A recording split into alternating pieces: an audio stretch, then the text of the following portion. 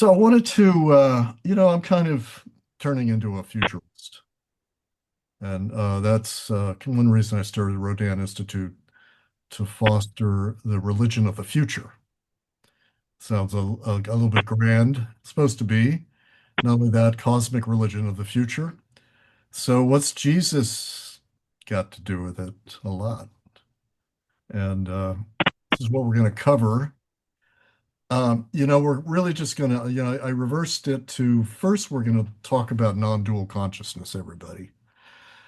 Non-dual higher states and levels of consciousness, and then states and levels of consciousness. This is the infrastructure, you might say, for what we're going to talk about. And then this notion of heart coherence, and then then a leap to sort of the baptismal reception of the spirit, opening of the heart. We'll talk about prayer of the heart, Eastern Orthodox prayer of the heart, and move toward unitive consciousness or non-duality, kind of a buzzword. And we may or may not get to the second part on relationality. So we'll leave that aside. So these are sources for tonight. First source, here's one of our first sources, humor of finding out what's really going on when you get to heaven. And second source, the Bible, of course, of course, of course. And then the lineage from the Bible through the Eastern Church, which is kind of my specialty. And this is one of the great doctors of the Eastern Church. His name is Maximus. Then we're going to source a little bit from the Urantia book and a little bit from Buddhism. Here's a very nice depiction. And a little bit from Ken Wilber. Here I am with Ken Wilber some years ago. And then a little bit from the extraterrestrials. So most of you know that I'm kind of got obsessed with extraterrestrials of the Federation of Light, Galactic Federation of Light.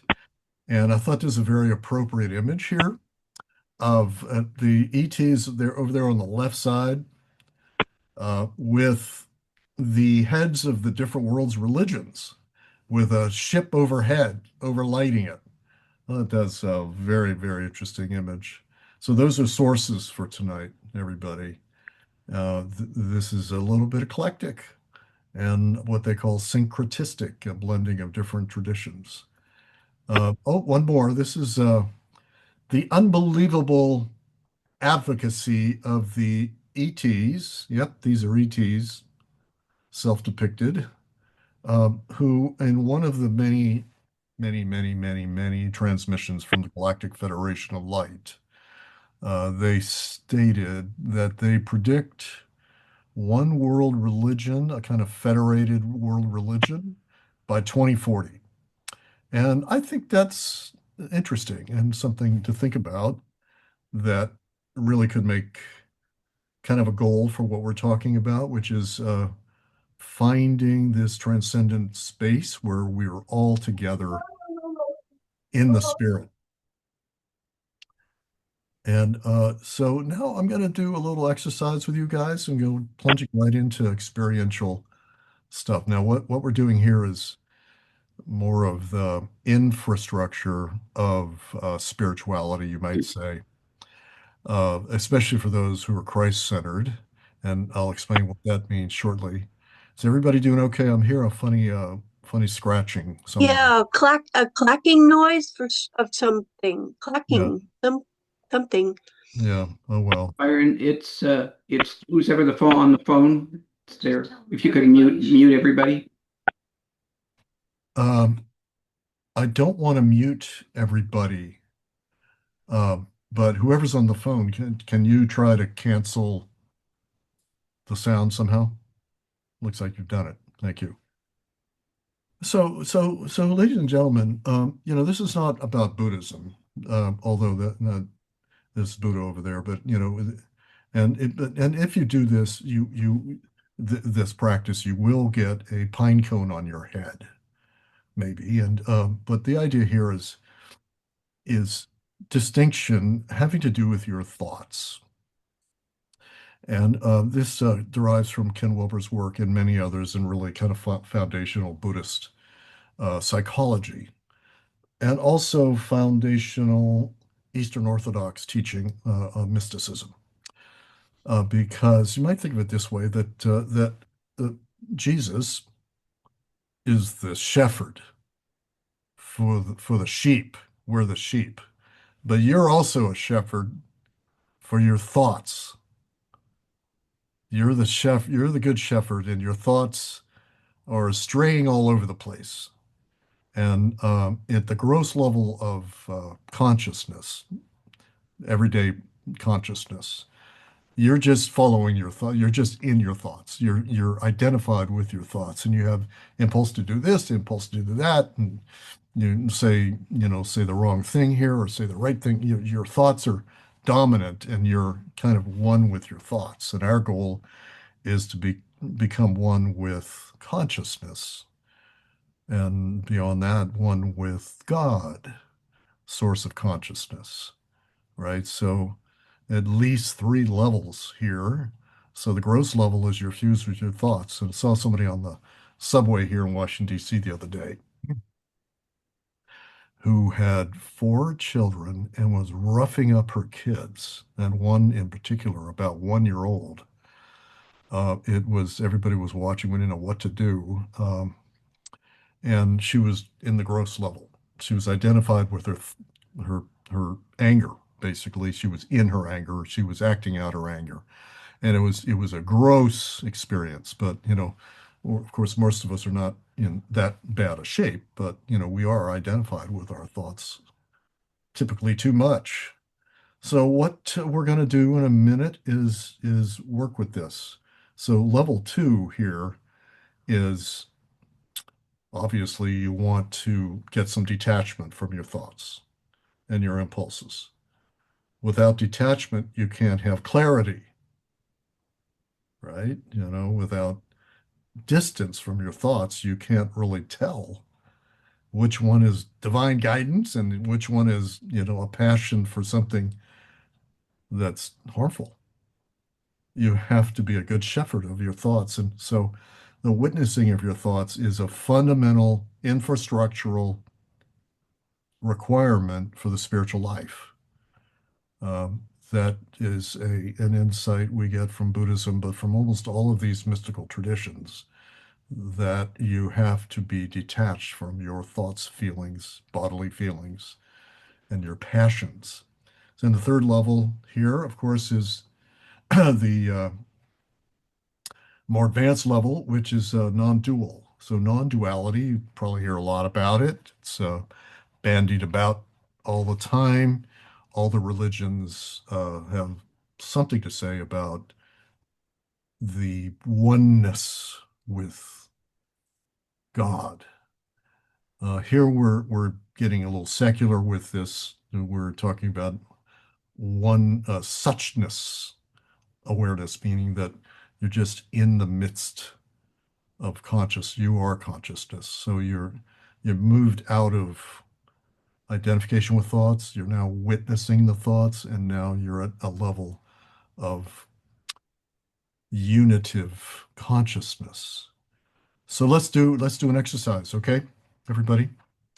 Um, and this is a simple one. We're going to return back to it, but I just want to ask you to take a moment and experiment with these levels of waking up, and the levels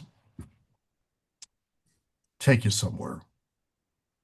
And in fact, this is something that you can do throughout the day, just, slowing down. This is a bodily state, by the way, not just a mental state. This is a relaxed state. So I want to ask you guys to close your eyes, please, and relax into your awareness. And we don't have a lot of time for this, but notice just simply the sheep, right? Your inner sheep, your thoughts. They're coming, they're going. Some are stray, some are not. And sometimes they look pretty appealing, but it's inappropriate thought. Sometimes they're very good things. So we're going to get some distance from that. So let's going to go silent now and coach just a little tiny bit. Just take some time to notice the difference between being in your thoughts and witnessing them. So try to witness your thoughts. Here we go.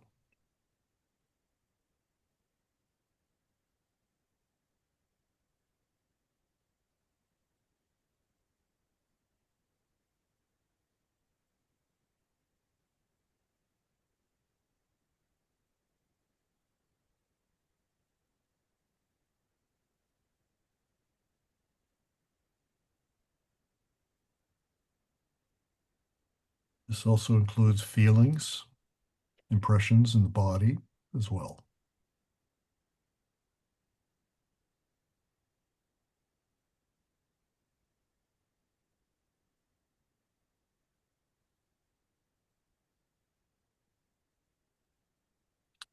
So please continue. This is the medicine of mindfulness.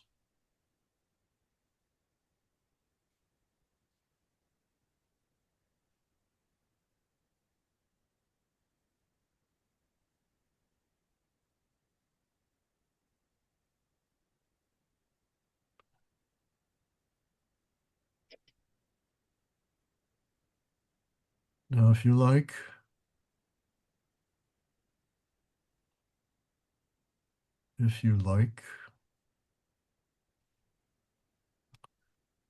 create even more distance from thoughts and feelings and try to focus on the one witnessing, or as we say, the witness, not the thoughts, just your self-awareness, that which witnesses the procession of thoughts and feelings. Why don't you dwell in the witness now?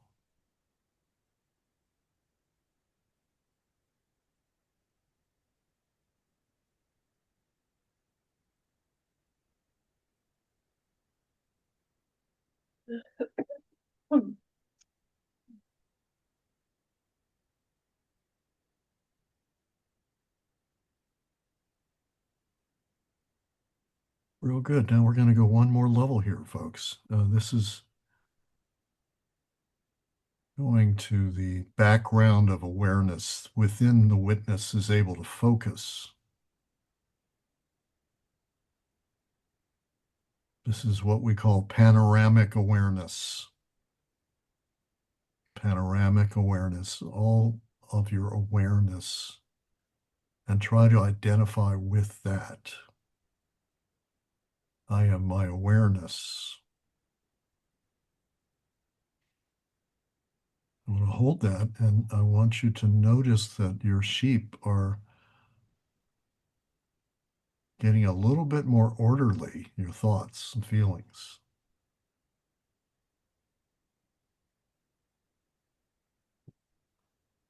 You may identify as a reference your breathing, your breath, particularly the breath going out of your nose,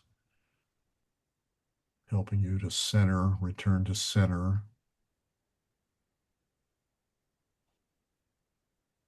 You are dwelling in the center and the periphery at the same time at the non-dual level. So let's enjoy that, enjoy that, enjoy that.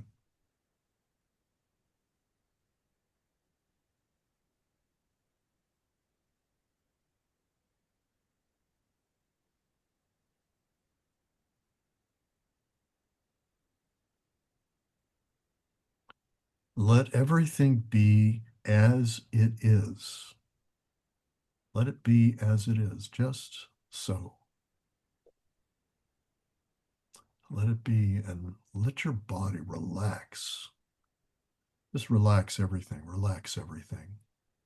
The muscles, the neck, the legs. Let's dwell here for a few more seconds.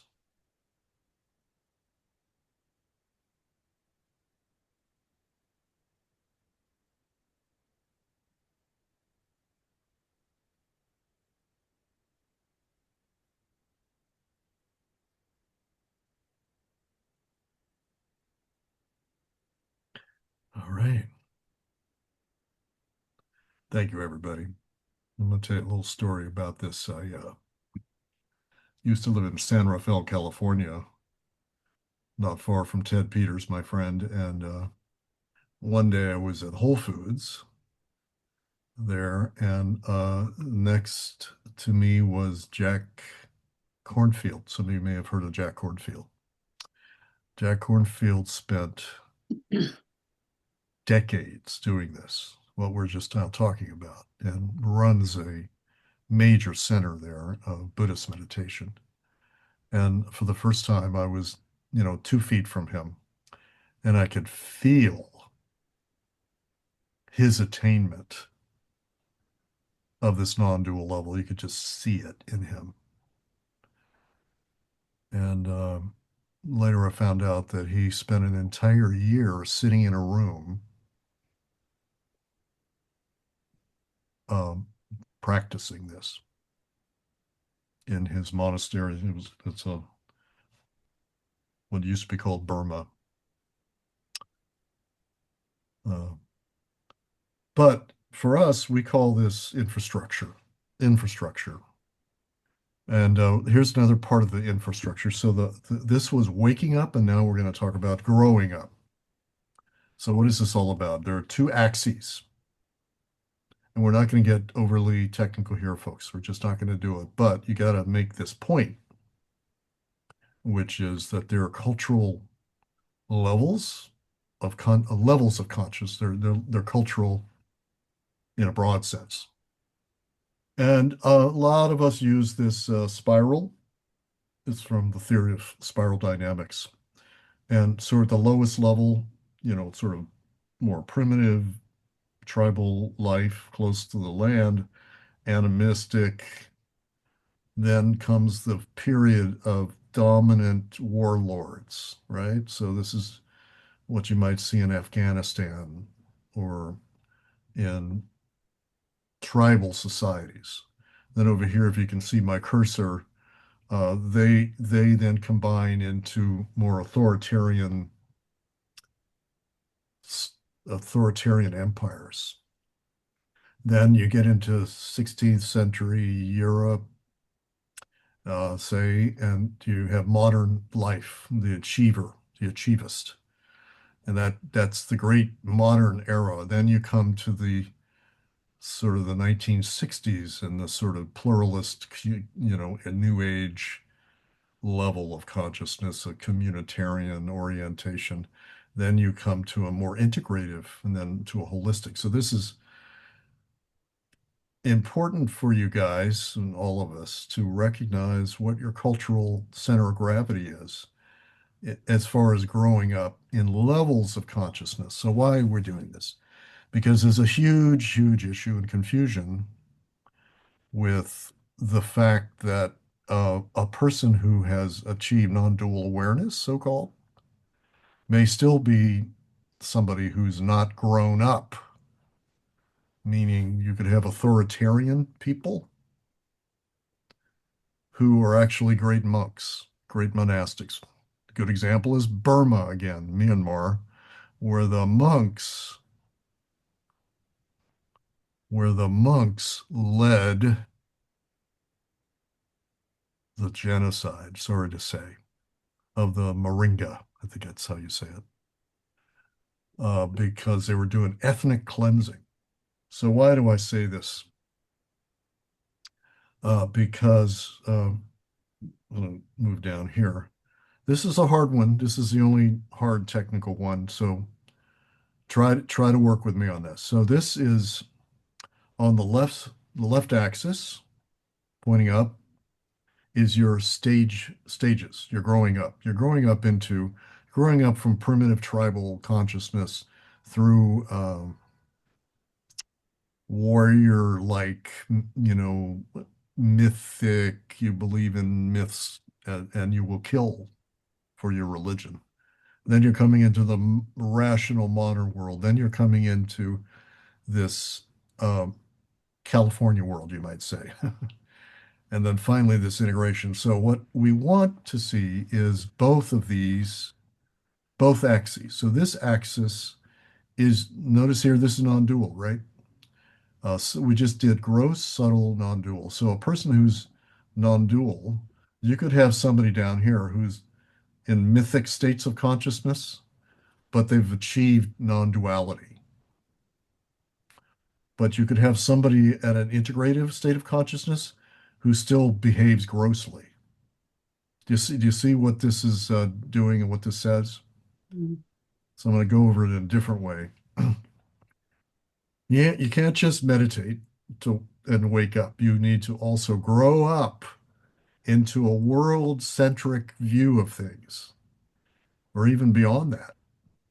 But if you're a nationalist populist and you're also a mystic, it can happen, but it's going to be a very awkward situation. And we have, for example, some real mystics who support populist fascist nationalism. There are such people, right? Or there are really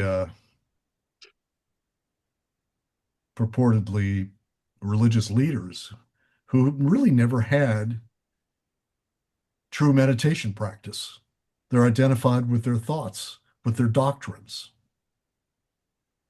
Do you see those distinctions? And so I'm going to open this up for anybody want to comment about that or ask a question about it. Make sure you guys get it just for a minute.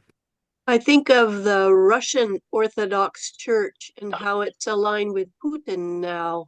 Right, They seem to be very dark, very dark. right, right. That's certainly an I don't know. impression. Yeah. Yes, go ahead, Dora. I don't know if that's the correct term, Russian Orthodox. I think it is. There's a film called The Faith Under Siege, and it's about what Putin is doing in Ukraine. And inside of that film is, good amount of content about the Russian Orthodox Church and what they are doing. Right. Thank you, Dora. We're not going to get super political here, but that's thank you for that point. Yes, Bob, do you have comments? Just a question on the first slide where we went through the three levels. I thought that was a really excellent exercise. Is the point of the first slide to say that the first two levels are dualism levels, and Yeah. the third level is the only non-dual level? Yes, correct, Bob. The first two are dualistic, meaning that there's me and the object. Uh, but actually, at the gross level, it's grossly linked to reality, right?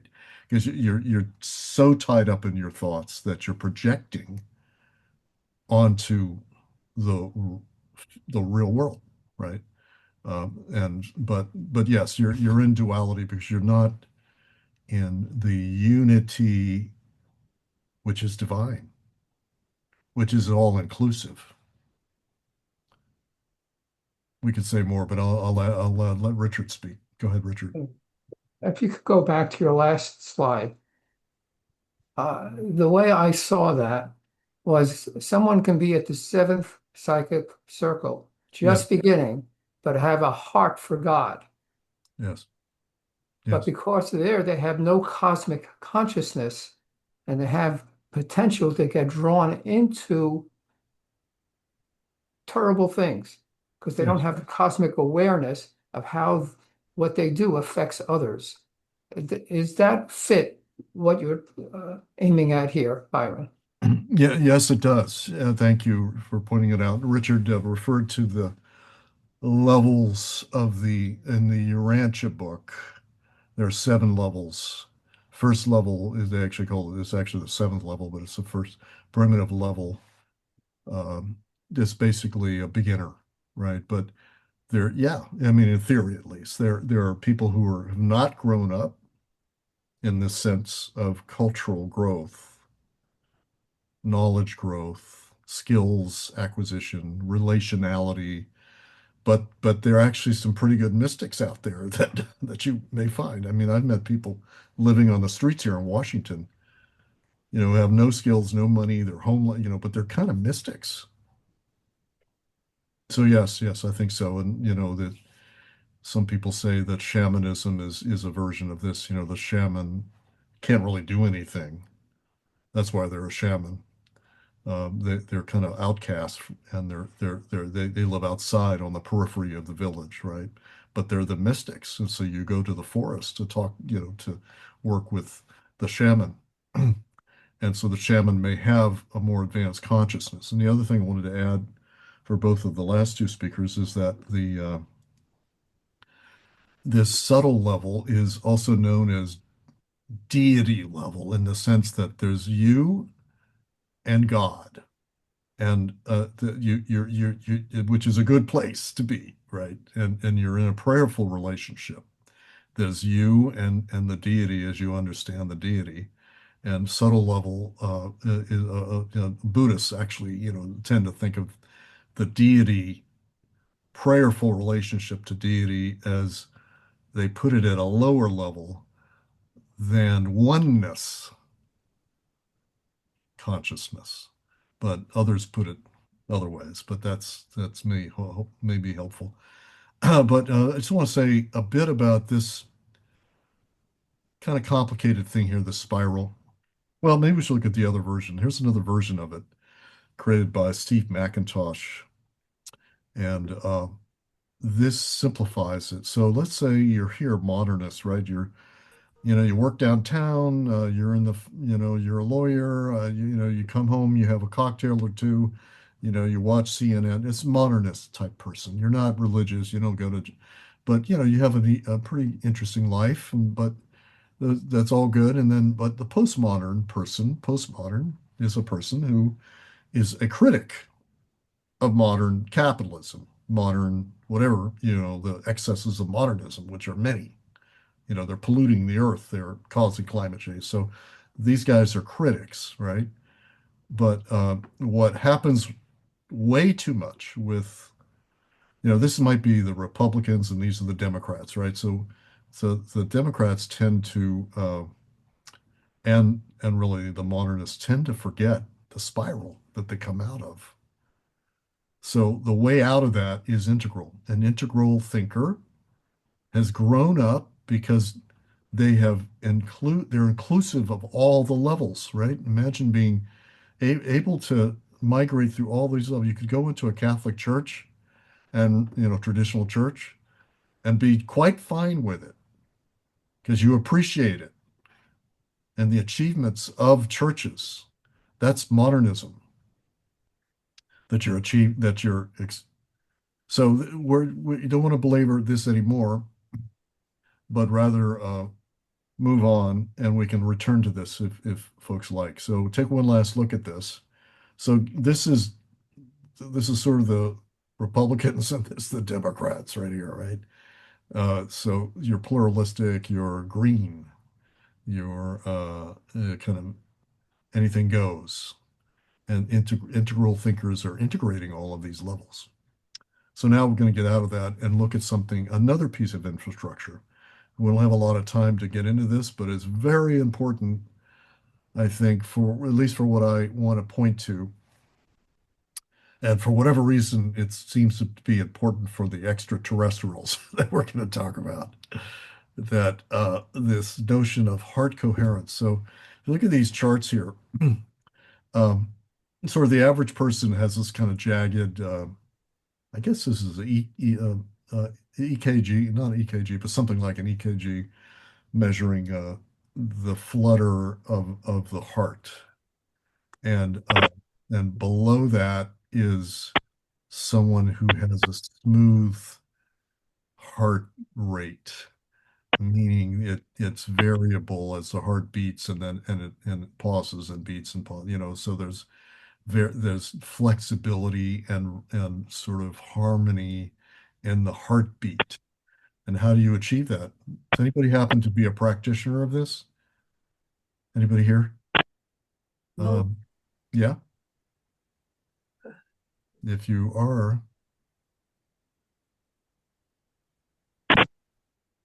Byron, I can speak to heart oh, rate now I see you variability. there. Yeah. And you're familiar with that. I think you teach some of this, don't you? Yes, it's in the course I'm teaching Yes. at the university in January. Heart rate variability is actually a good thing. What they do is they measure the variations between heartbeats. In other words, if you have 60 beats per minute, and some of them are 59, and some of them are 61, and some of them are 63, if you just look at the individual beat, that tends to tell the assessor that you have the capability of responding to changes in demand for pulse. We all know that when you exercise, your pulse rate goes up. The heart rate variability when you're resting is actually an indicator of how well you will respond when you are stressed. Yes.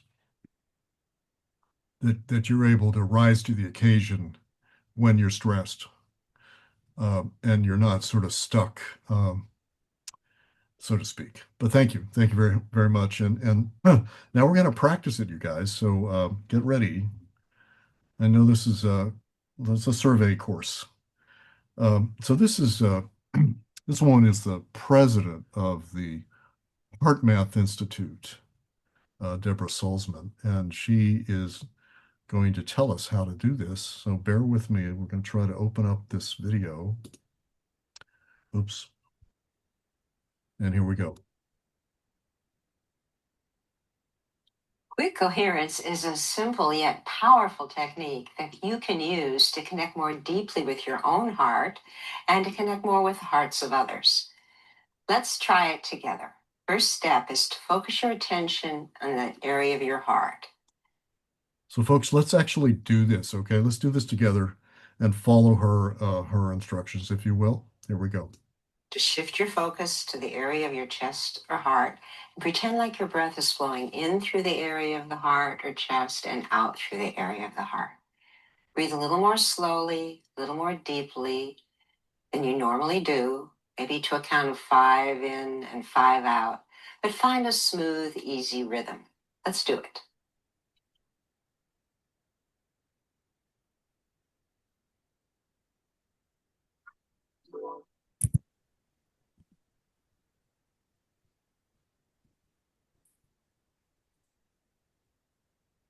Now continue this heart-focused breathing and make a sincere attempt to re-experience a positive or regenerative feeling, like the care or appreciation you have for someone or something in your life.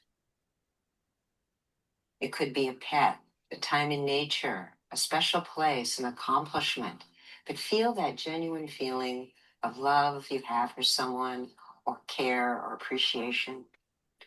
Or just focus on a feeling of calm and ease as you continue the heart-focused breathing.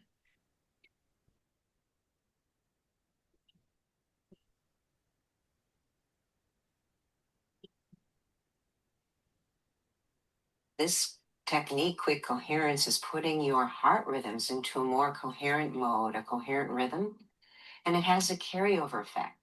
So as you move into your next activities or connect with someone, you can feel more heart connected, more centered. You can do this simple 1-minute technique anytime, anywhere. There you go. So that is a practice that I'm calling infrastructural practice that has secularized a spiritual practice. And I'll tell you a little story. I ran into her about 10 years ago in the campus of the Institute for Noetic Sciences. And I asked her whether she was aware of the prayer of the heart practice of the church, of the Eastern Orthodox Church, and which is almost identical practice.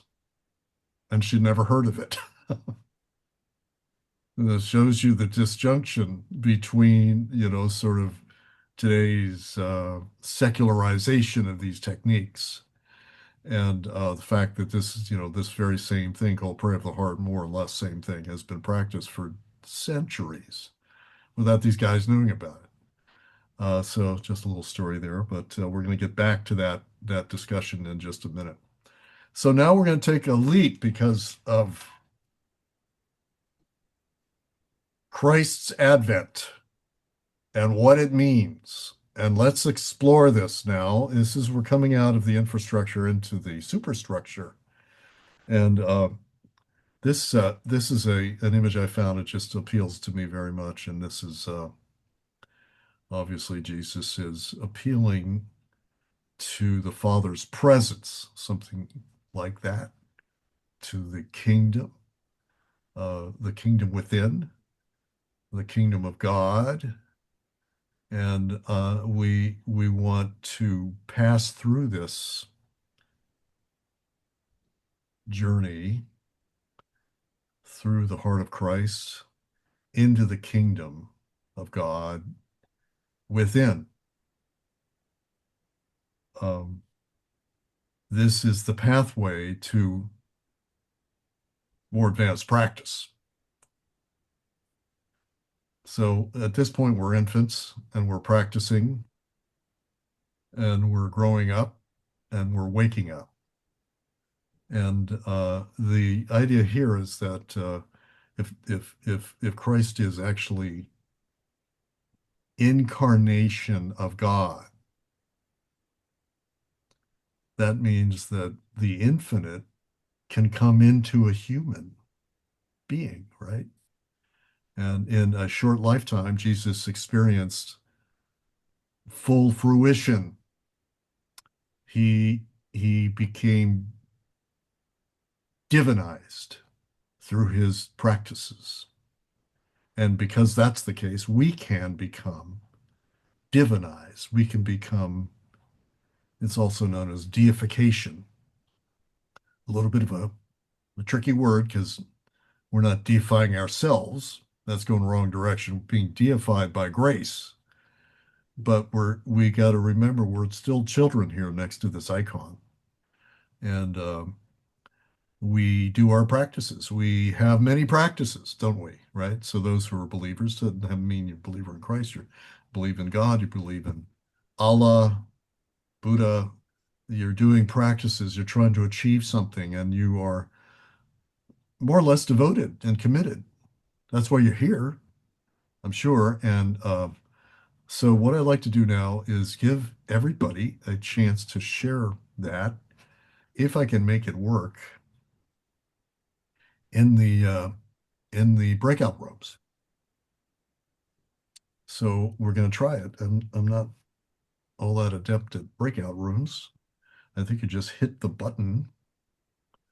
And now I'm going to ask my brother Peter. He's the only one I asked to prep for this. Now, whichever group my brother Peter is in, he's going to be the leader, because in each group we want you to have a spokesperson. So when we come back, the spokesperson will speak for the group. What did the group discover in the light of what we've been talking about? And so Peter's going to be the leader of his group, but the rest of you guys have to come up with a leader to speak for a minute or two about, your impressions of what kind of practices are people doing or not doing, or what do we need to learn? What do people in your group find most prominent? So, any questions before we do that? All right. All right. So I'm going to hit this thing. I think you hit it and then you go. Let's see, we got 20 people. So I'm going to do 5 breakouts. Sign automatically. So it's automatic. Everybody ready?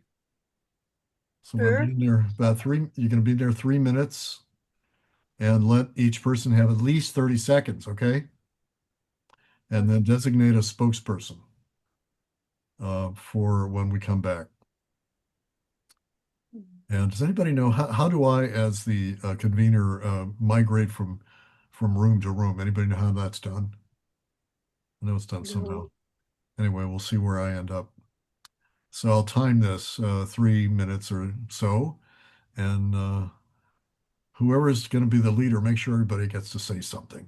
So again, what we're doing is sharing in the light of what we've talked about.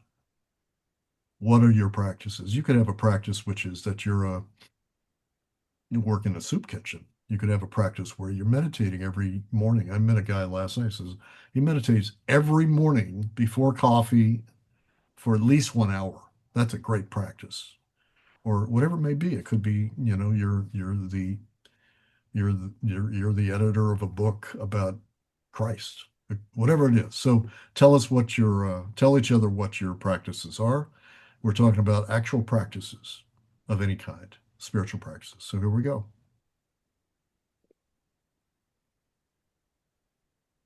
No, it didn't work. Let's see here. It says open all rooms, add room. Right. Are you guys in rooms? There we go.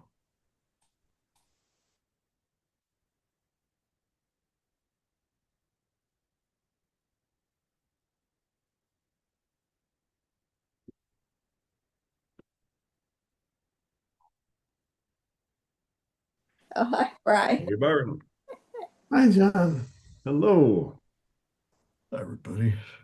I'm just here for a few seconds. See. Okay. Zoom in, zoom out. So who's the leader here? Who chooses to lead? Time is of the essence. I think, Magda, you would be perfect for it. I think you are. Well, I been doing a 40 days with God lately. And so my practice is to take a deep breath through my nose and out my mouth slowly to the count of 5, and do it 3 times. And then after that, oh, excuse me, I take it back. So every time that you breathe in, you're breathing in the light of God. Okay. Hey, hey, Byron. Just dropping I was in. describing centering prayer. And during that 20 minutes of silent prayer, I go through, the thoughts that we were talking about that are floating through our heads. I have a way of sort of one way that Thomas Keating described to do this, and I do like his technique, is to think of yourself going underwater, being in a river, and those thoughts are floating above you, and you just let the thoughts float by, but yet you're submerged in this other sort of place, and that place I like to think of as the living water, the water that is eternal, that is the presence of the Spirit.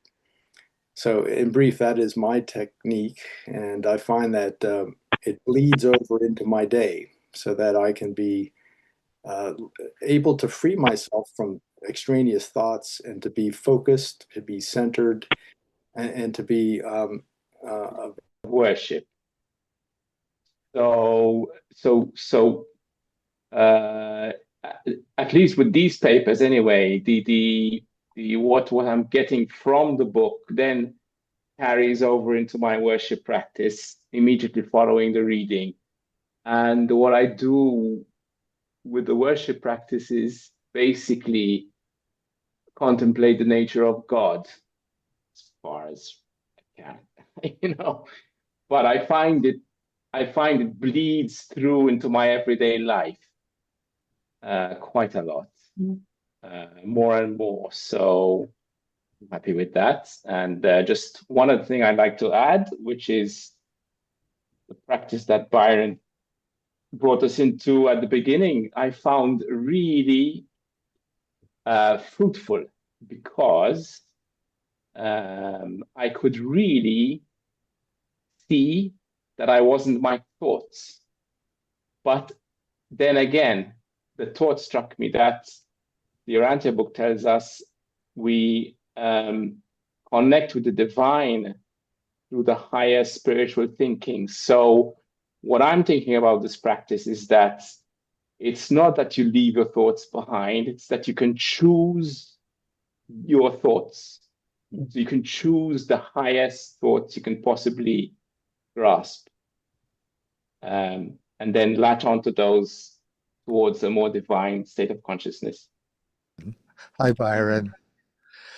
And that would be for me going from duality then to counterpart a bona fide decision in one hemisphere of the brain in preparation for it to be uploaded into my soul.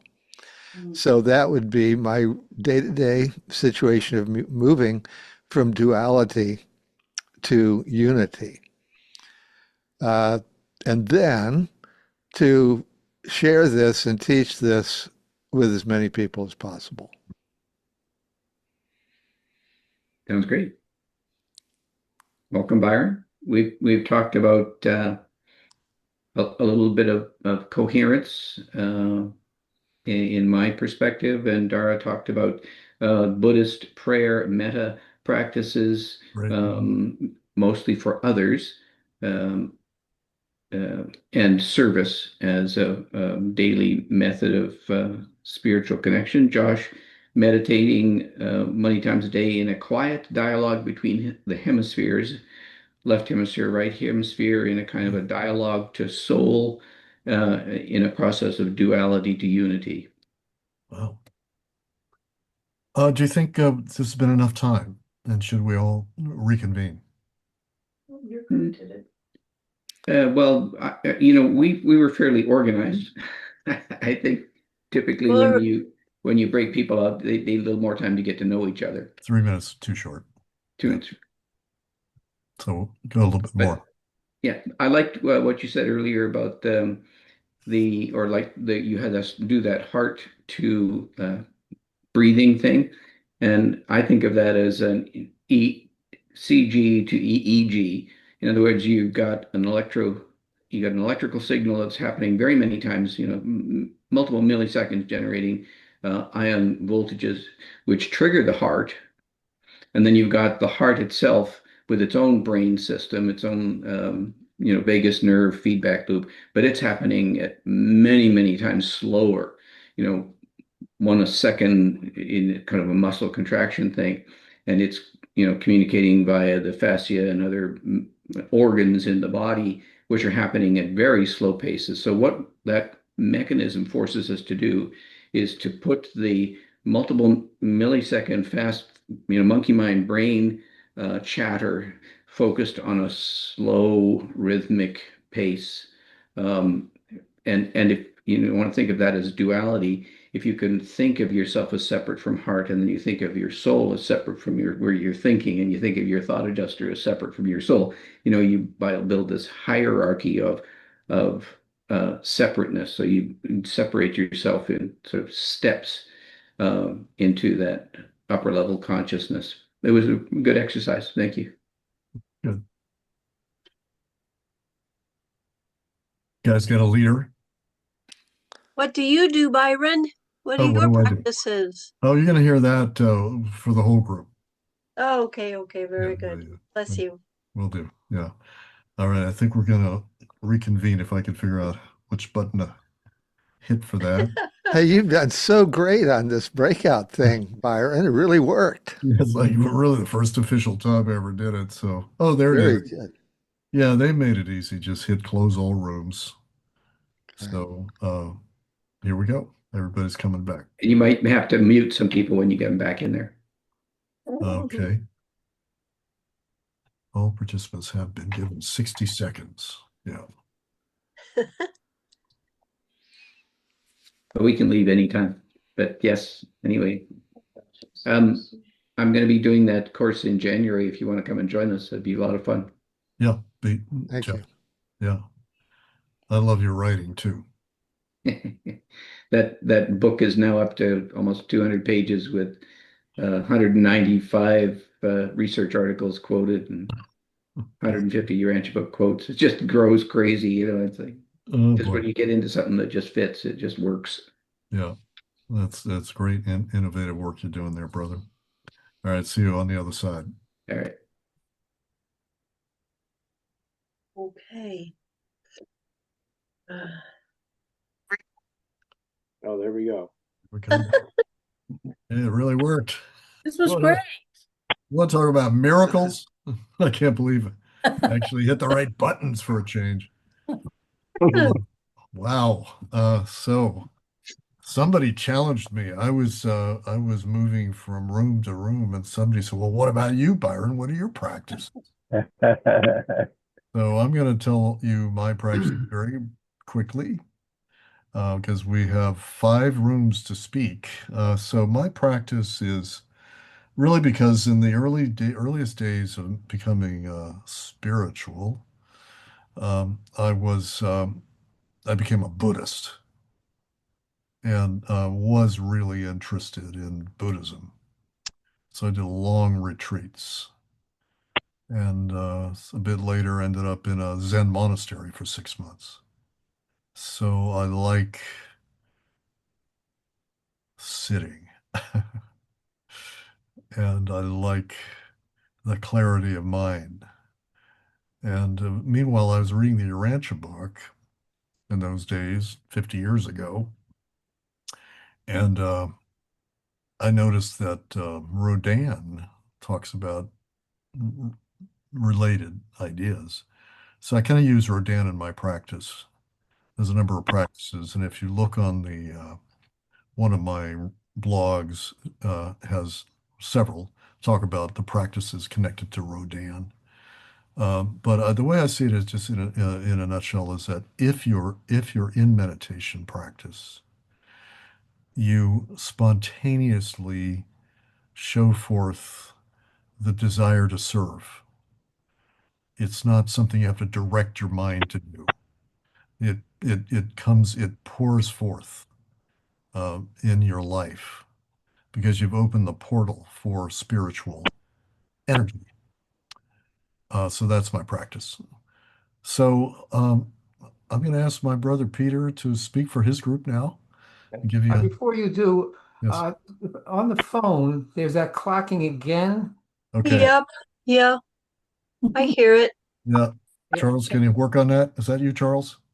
I've just been good. Person just muted it, so we're Okay. okay. That's Okay. that's better. Thanks. Thank you. Thank you. Okay, Peter, over to you. Okay. Well, we had an interesting variety. Bob gets, as he said, in the zone running. So he is not one to sit, he is one to run. That in his earlier days, that's what he did. He doesn't run as much now, and I have friends that's how they connect is they pray during either hikes or running, and I thought that was very not he thought it was a little weird that he does that, but I think there's people that's how they connect. Ray focused on gratitude. He says every moment he is up in the morning, first cup of coffee, the first step out of bed, everything around him, he has gotten into understanding the great deal of gratitude he owes to the world around him. And he uses breathing when he is in a stressful situation to sort of collect himself and to get in avoid getting angry about things. Charles is part of a prayer group in a circle. They share prayers together, and that is his practice. And my practice is one of my practices is centering prayer, which is a 20-minute silent prayer, kind of very similar to what you were trying to do this morning, on the Zoom, Byron, which is silence and letting thoughts float away, and to be tuned in and to sort of fuse, if you will, with the spirit that is around us, and get that panoramic view of the world as you described. Thank you, Peter. Thank you for that very much. Who would like to be the next leader? Yeah, I will, Byron. Okay, please. Okay, yeah. Um, Judy begins her day with ends her day meditating before sleep. That's right. And she practice of thinking of different individuals, like hovering over them, which I interpret like praying for them. So they're in her thoughts there. and uh, and then she deals with the Rancher book and spiritual reality of it. It comes to her by just focusing on the book itself. So I don't know if I've done justice to that, Judy, but anyway, that's what I got. And Mark, uh, you read the your Rancher book from the point of view of meditating deeply with it, and that's what raises up your consciousness. And so it's contemplative reading, as you call it, which leads to worship for you. And meditating on the nature of God just leads you into high places, if I got that correctly. And it flows into your daily life. It's not just that beginning of the day, it actually has an effect on the rest of your day. And you find you're able to choose your thoughts, master your thoughts, I would call them more, which is what you're talking about, Byron. And lastly, myself, I have my morning practice, but I won't describe that. But at the end, Judy and I were talking. Judy shared her experience where she deals with neighbors, for example. She's drawn to talk to them. It's like heart to heart talk, and they respond. They're so appreciative to have someone who's interested in them. That's loving them. And I had the same thing with me. I'm in my community now, and I'm very much connected and led to talk to this person or that, my neighbors. It's a wonderful feeling. We all have a great time. And then Mark was saying that he is finding himself similarly coming more and more expressive, which is not his normal nature, and with other people. So that's my report. Thank you, sir. Jeff, did you want to follow up? Sure. Dara spoke of Buddhist practices that she's been doing for some time. And their prayer technique, what is called metta technique. You're probably very familiar with that, but specifically to pray for others. So, as an outgoing prayer. And she said that her primary method is one of service. The Rancher book certainly supports that, worshipful service, prayer, thanksgiving, worship leads to service. So it seemed like a logical. Josh talked about meditating throughout the day. He calls it quiet digestion. And he plays the two hemispheres against one another, speaking from a physiological perspective. One is more of a serial processor, one is more of a parallel processor. So he's playing those two hemispheres against each other, going from a kind of a dialogue to soul, from a dualistic thinking to unity of thinking when you go from that perspective. Myself, I'm more of a physiological perspective. And Rich, do you want to mute? Thank you.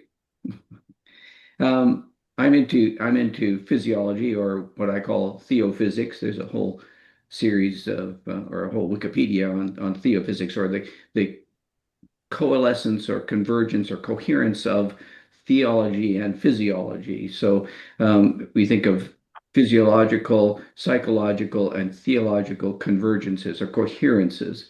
From a physiological perspective, you have that brain-heart connection that we did the exercise. That's a very rapid thing in the brain to a very paced, rhythmic thing in the heart. Both have their respective nervous systems, or what they call a blue spot, as the vagus nerve brain or thinking, very much slower than the brain.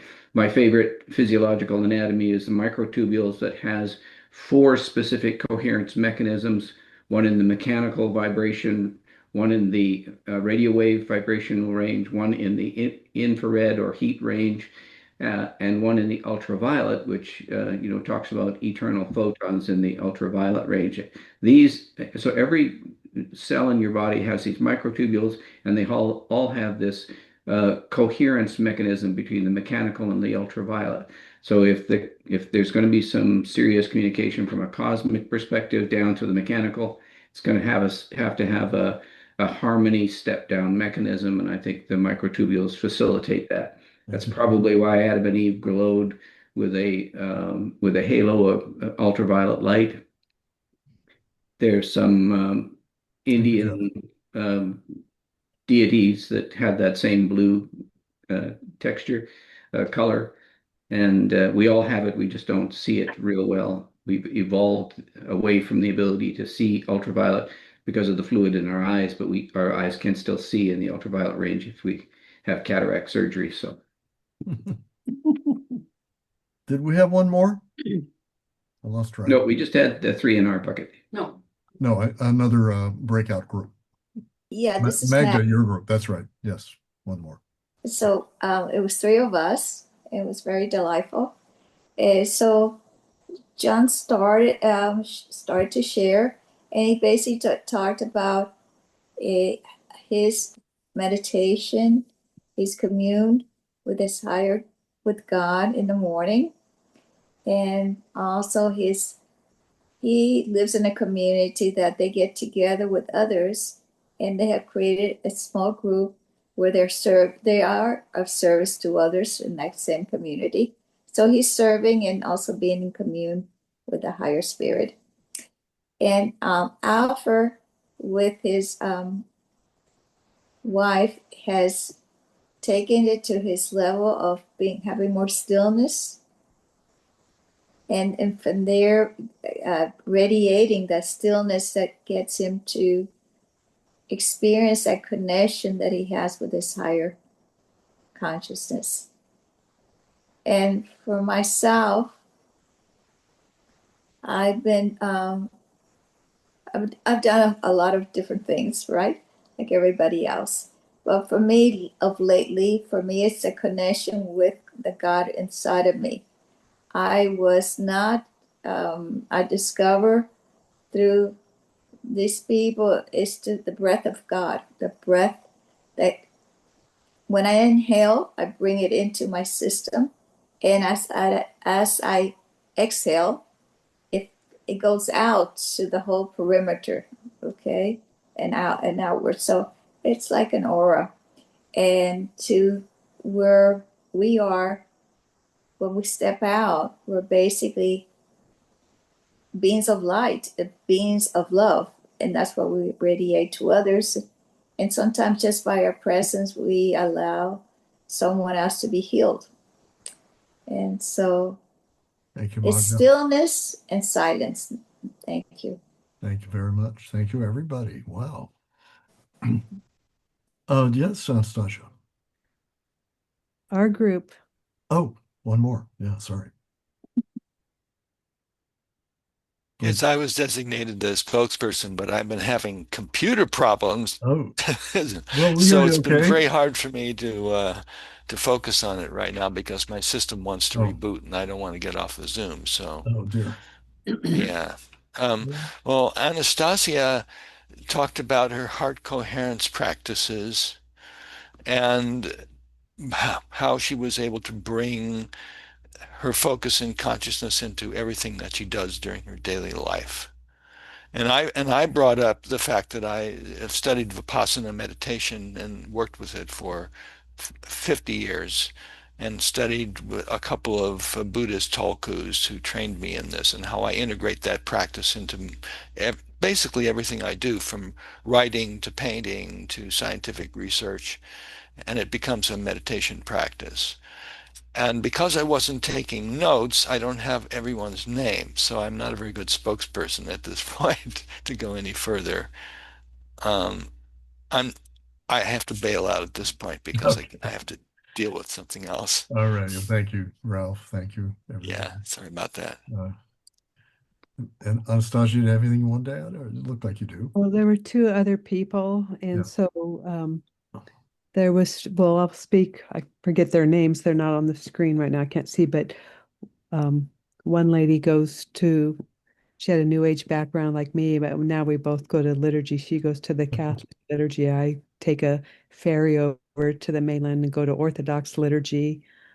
And there's a guy who's in Florida who normally lives in Canada, I wish I could remember names, but I'm not that great. And his meditation practice was, I'm just forgetting now.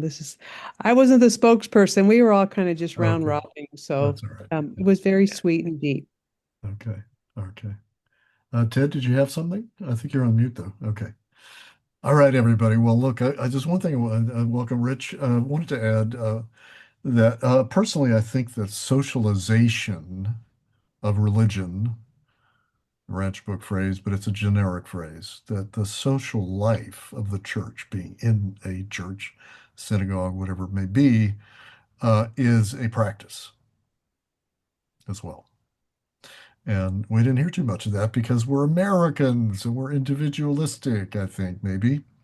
But I think as I age more and more, I think about my youth, where the cradling that we had by the community was significant and was a healing thing, and being in the liturgy and partaking of the Eucharist was a good practice.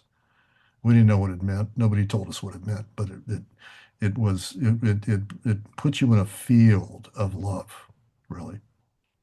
So I would add that as a practice. And the practice, yeah, I'll leave it there for now because we need to move on. Thank you, everyone. We're going to go back to the slideshow. We got 10 more slides at least. So I'm going to roll through these. We have a few more exercises. So thank you again. Here we go. Oops, to do that right. Shoot. Have to go into share. That's it. And then we got to go over here. And there we go. And got to scroll down.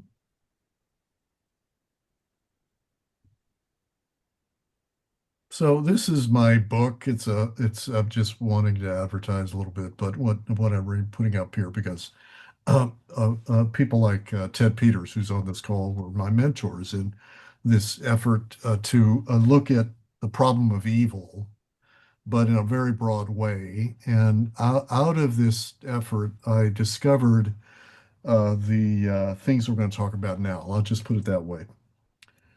And one of the keys to this is this guy, Saint Maximus, who is the person who made a big difference in Christianity in the debate about who Jesus was.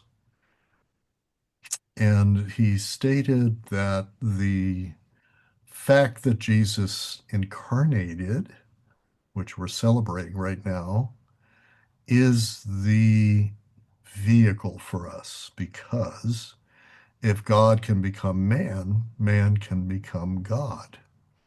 So Jesus is the archetypal sort of pathway to what the Eastern Orthodox call divinization. And we're going to get into that for a bit here. Wrong direction here. Now you're going to be surprised to see this.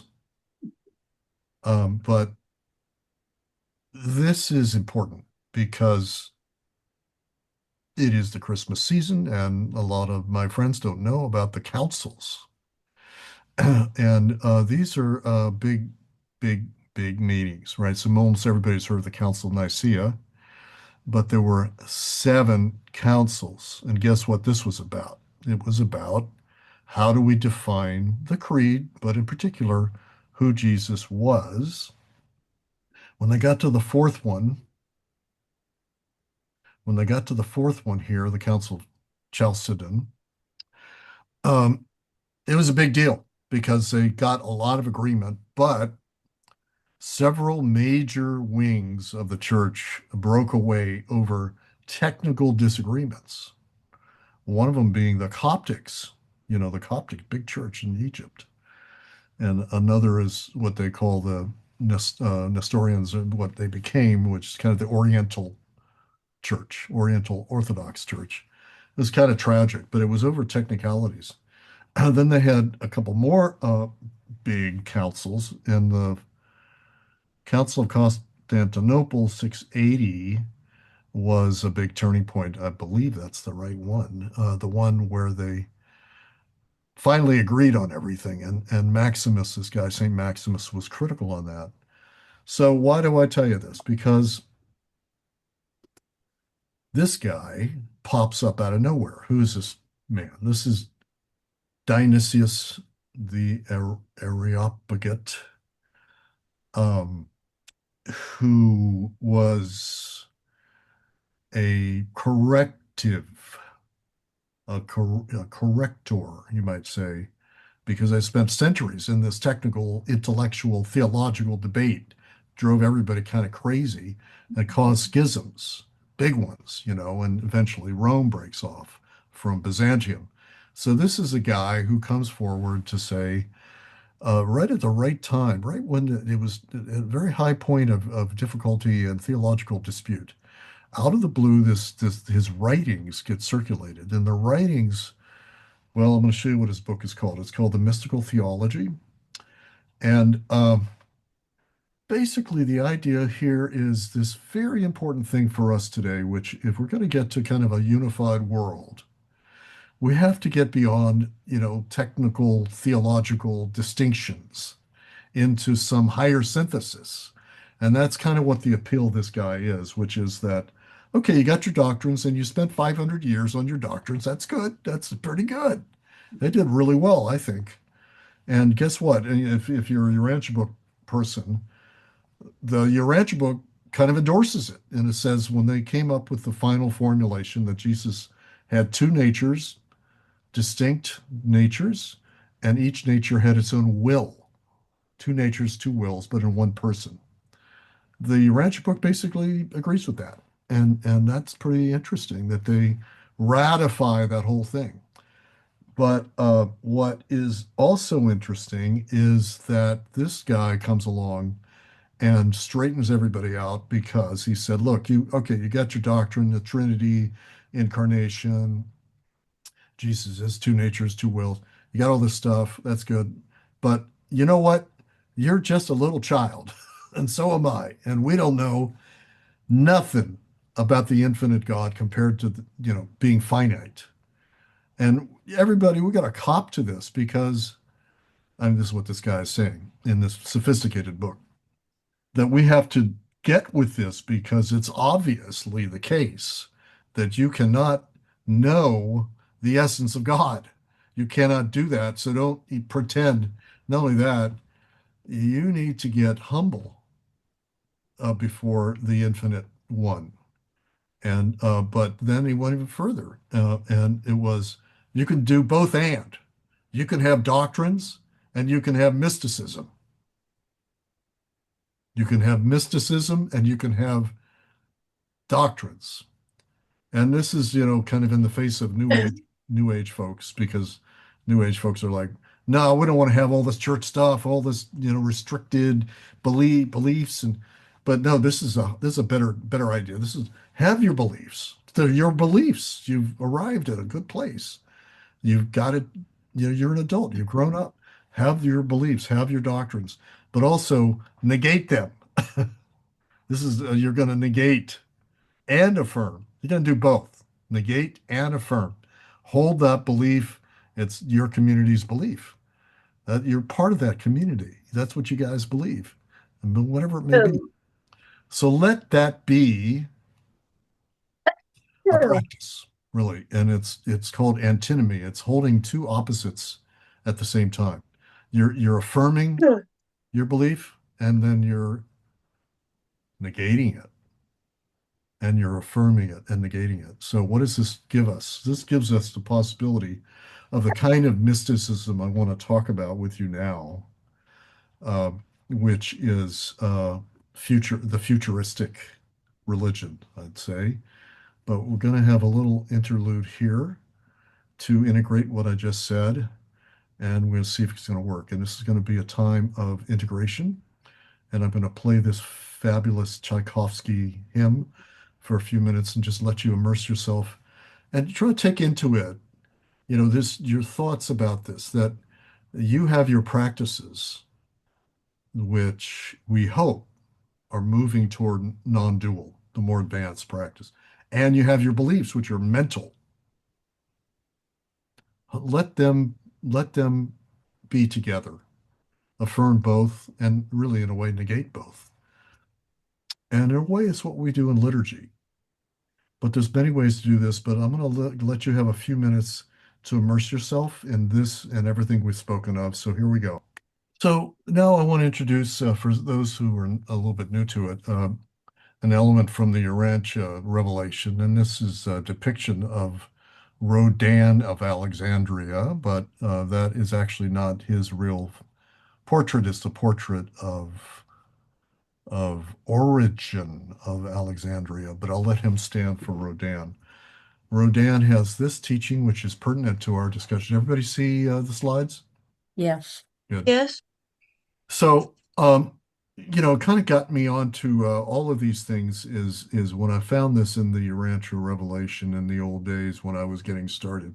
I was actually kind of a practicing Buddhist looking for a practice in the Urantia book, and it's not all that explicit, but here is explicit practice, and this is pertinent to our discussion of non-duality.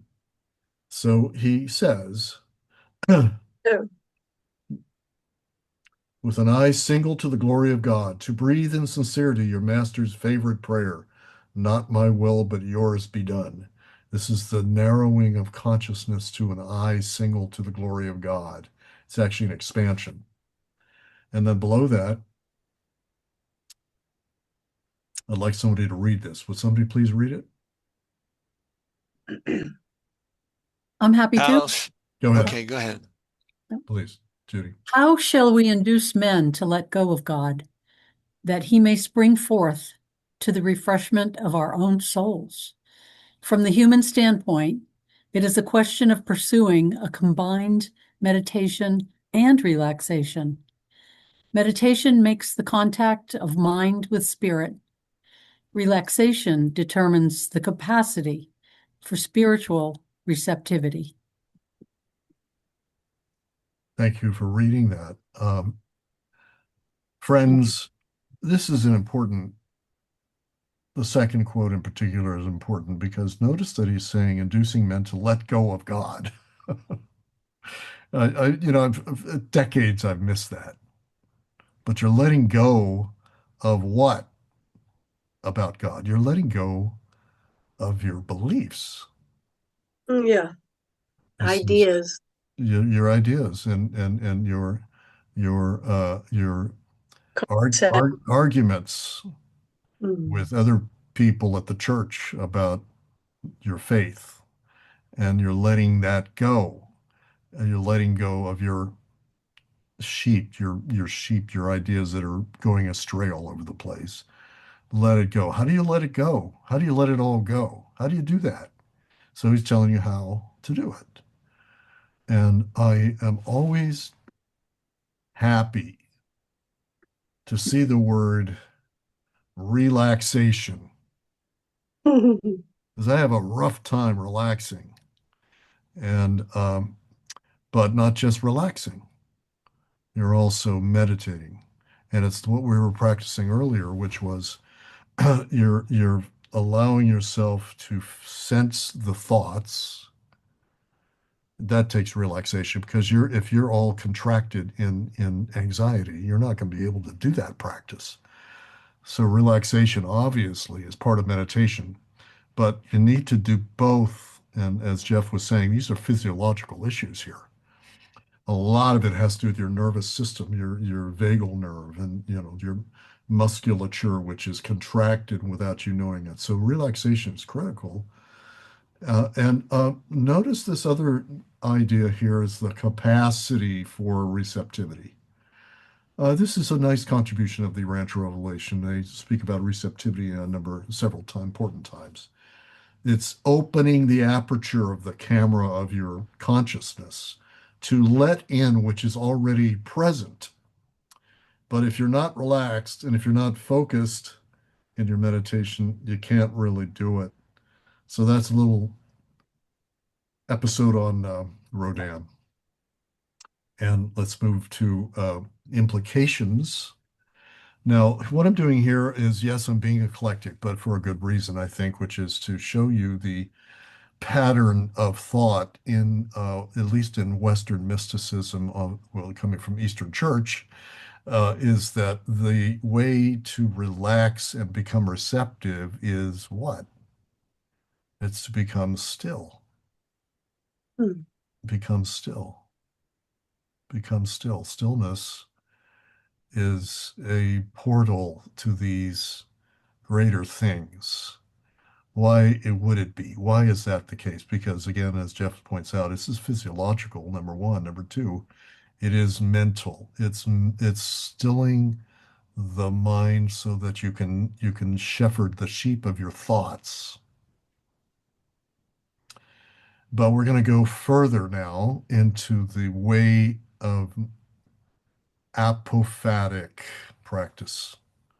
That is, again, from St.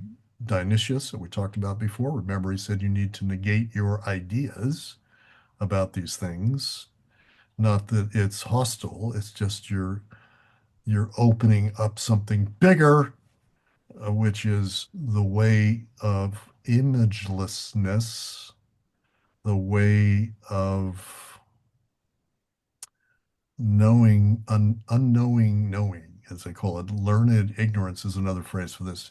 It's the negation of your thoughts and images about God. You're letting God go, right? You're letting it go. And if you're able to do that, you will approach the glory of God. Would somebody read this whole quote? I would be delighted to read this quote. Please, sir.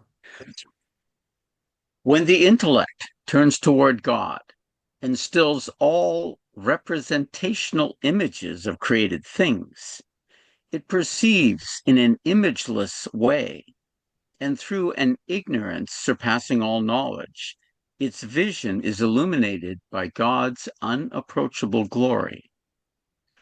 Although not knowing, because what it perceives is beyond all knowledge, nevertheless, the intellect does know through the truth of Him who truly is, and who alone transcends all being. And the rest, please. Here, Theoleptos teaches the heart of the, this is a new word to me, hesychast Yeah. path, Yeah. to Oh, leave aside images and concepts and to know God by unknowing, a knowing beyond thought. thank you very much. Theoleptus is a monk writing about these things, a practitioner, and hesychastic refers to the Greek word for stillness. So this is the Eastern Church, the practice of stilling the mind so that the presence of spirit can become salient to you.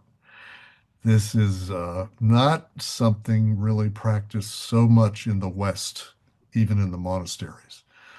It does have some connection to Buddhist practice, probably was influenced in the second, third, fourth century. Who knows? We don't know. Nobody's been able to prove that or disprove it. So this is the first quote. Now we got a second one here that goes even further. And I'd like to have a third person to read that for us. Byron, I'll read that. All right. It begins simply, be mindful of God. This mindfulness is not vague awareness. It is deliberate attention, recollection, remembrance.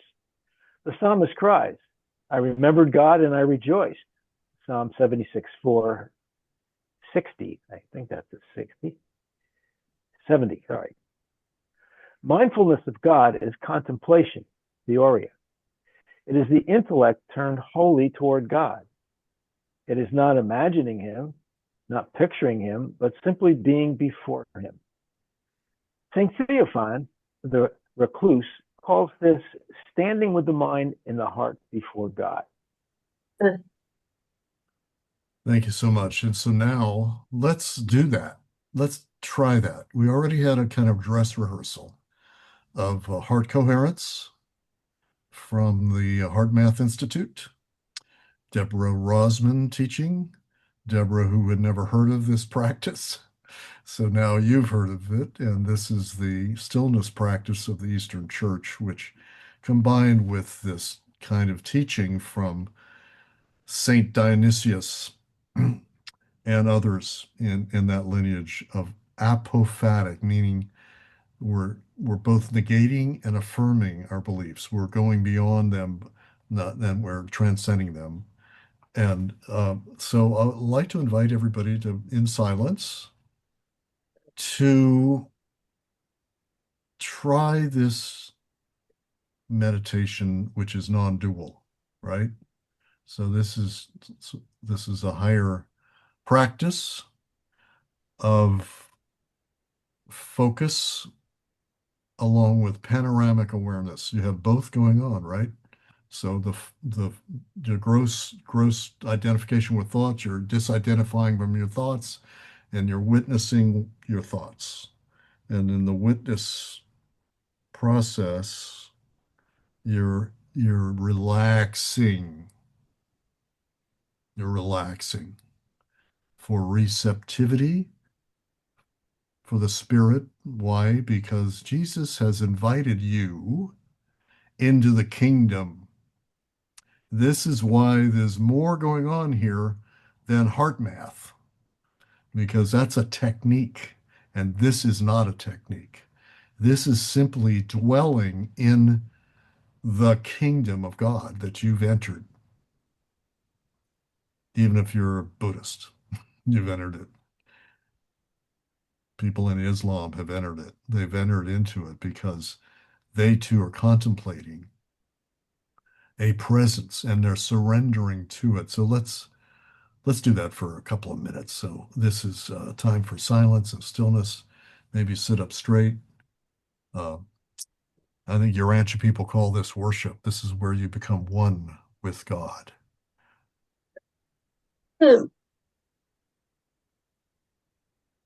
So let's proceed with this practice. No images. Feel this presence. Feel it because it's always present.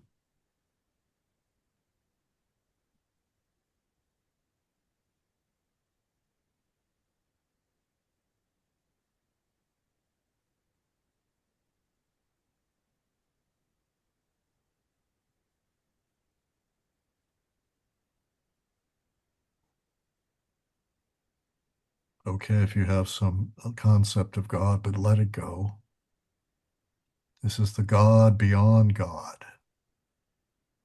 This is letting God go so that God can show up.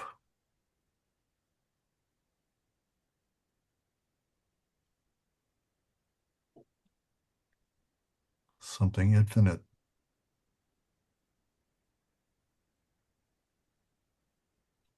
Coming into your awareness.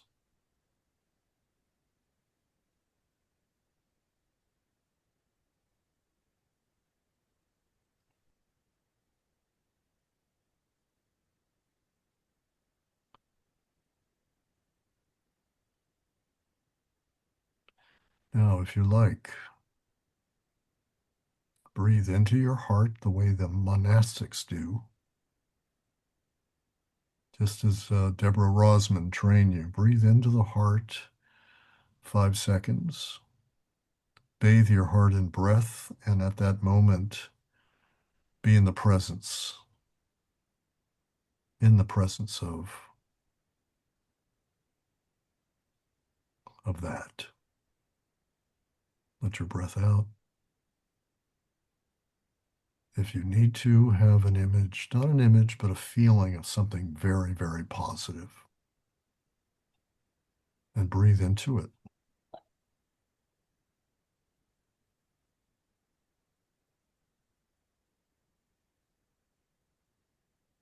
And breathe it out and breathe it back in.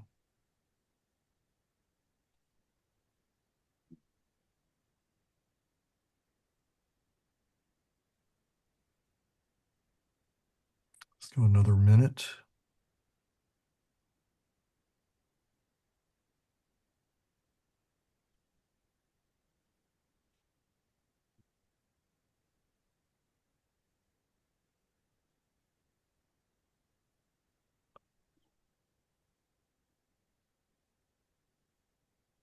Thank you, everybody, for doing that exercise. Tell you a little story. I was, some of you know, I was at Union Theological Seminary as a student, and the Orthodox students there would meet in this gorgeous chapel, unbelievably great chapel. And they would do this practice together, prayer of the heart. But the way they do it is the old-fashioned way. They recite the name of Jesus, which is done this way. Jesus, have mercy on us, or even the more advanced or the more verbose one, Jesus, Son of God, have mercy on us sinners. And they never stopped for silence. They never stopped for pure silence. They'd go 45 minutes reciting that. So it's like a chant, and I always wanted to have silence. And so I commend to you silence in this practice. All right, folks, I'm going to move on to some other items here, and this is just a brief mention along the same lines of this idea of putting the mind in the heart. And I'm sure many of you have heard of Joel Goldsmith. If you've not, this is important. Why? Because he's graced thousands of people, probably millions of people, because he does this unified, unitive Christian practice so well that is if he went into the field, people around him would get healed. And there are thousands of people that healed by being in his, just in his presence because he went deeply into the field of life, of grace. Joel Goldsmith. I'm going to skip, but you can look him up on YouTube and listen to his teaching. And I highlight him because the extraterrestrials mentioned him by name in one of their transmissions, if you saw in my essay. And I mean, wouldn't it be cool to be a teacher and get mentioned by extraterrestrials as the paragon of what they're talking about? And what they're talking about, these ETs, is what they do in their practice, which is maybe thousands of years ahead of us. So we're going to end with a discussion of that, a few slides about that. But this is the only guy they mention in all these videos that I can find.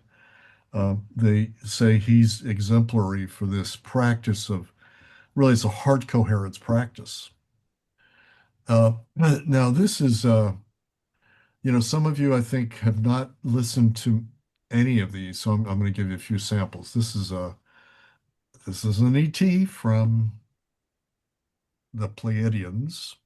His name is Valir. And I'm going to go back to Judy, because you have such a good voice, Judy. If you'd be so kind to read this. True spiritual mastery has never been about adding more teachings, systems, or beliefs. It has always been about subtraction, about clearing the clutter of the mind and returning to the simplicity of allowing the infinite to move through you. In all worlds, the essence of enlightenment is the same: to become a clear vessel for the life force, the prime creator, the very current of spirit that breathes galaxies into being. Wow, I love that. This is not done through mental effort or emotional strain, but through surrender, through quiet willingness to be transparent to that which already is. It's great. Thank you, Valir.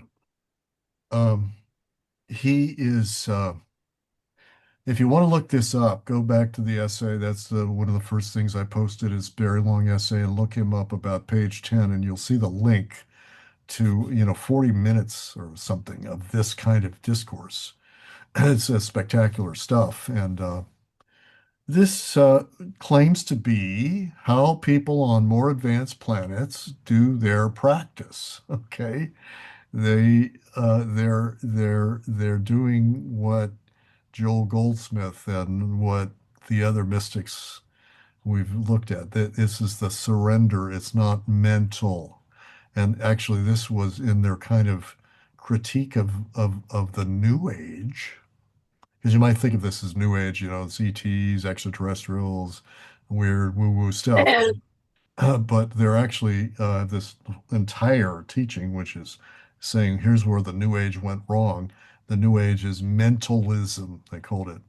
You're conjuring up the law of attraction, and you're doing these exercises to attract, money or a mate, and it's mentally driven. It's driven by your desires and passions for things for yourself. And these guys are saying it's the opposite of that. It's the letting go of the mental effort.